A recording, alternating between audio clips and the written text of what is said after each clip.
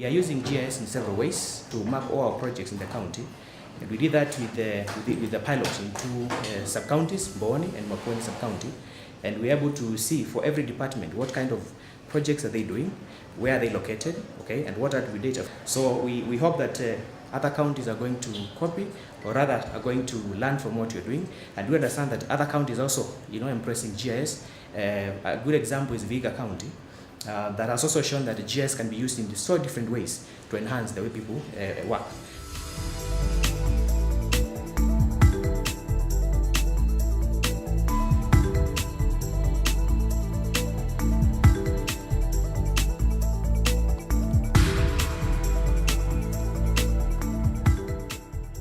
In Makueni, we have made strides in making every government initiative a product of public participation by inviting the people to take charge and to be part of the major ideas being processed for implementation.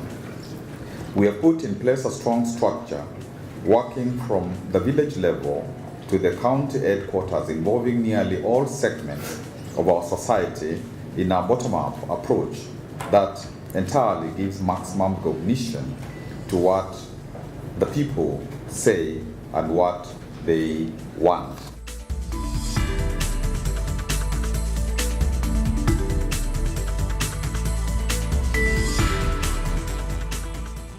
Embracing the empowerment of citizens unlocks a new political relationship and new opportunities to leverage county's greatest asset, its people, to solve its own problems. So we often talk about land, we talk about capital, we talk about technology, but a lot of times we don't talk about the most important asset in counties and in countries, and that is the people. It's the people, that's the greatest asset.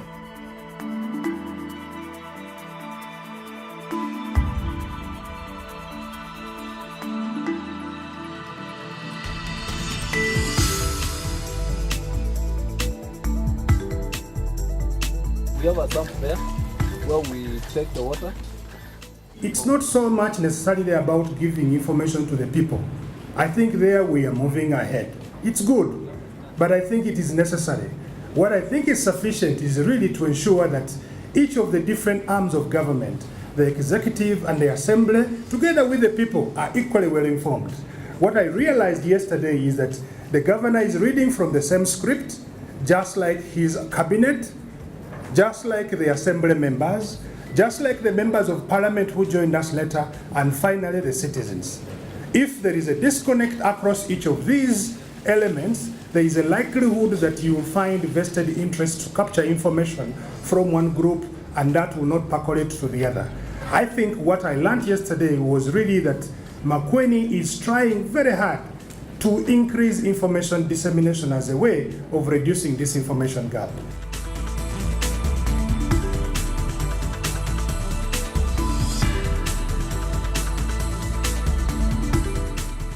Even as we celebrate the successes, we still remain alive to the challenges. I think the biggest challenge and the biggest threat to devolution still remains the issue of corruption.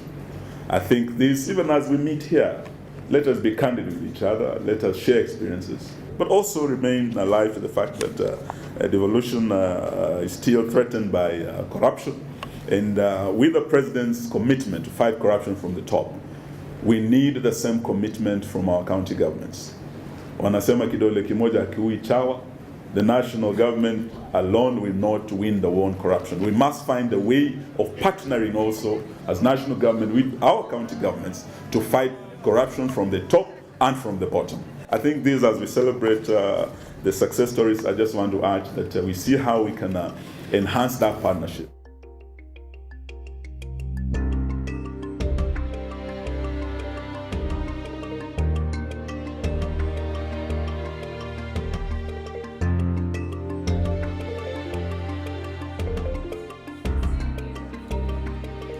The next learning theme and host county shall be decided by the governors, Excellency Governors. Some areas of interest emerging so far include increasing county revenue base, accelerating the Big Four through public-private partnership, solid waste management models for counties, creating employment for youth and women through agribusiness, transformation of ECD and vocational training in counties, and climate change adaptation and financing, amongst others. This is just the beginning of peer learning, and we're already looking at which other counties we would be going to learn how best we can learn from one another.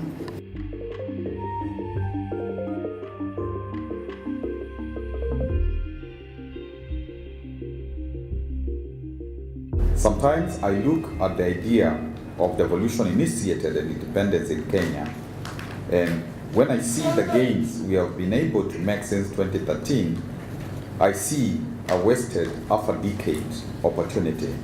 We should not have discontinued the devolution framework we had at independence, but that is history.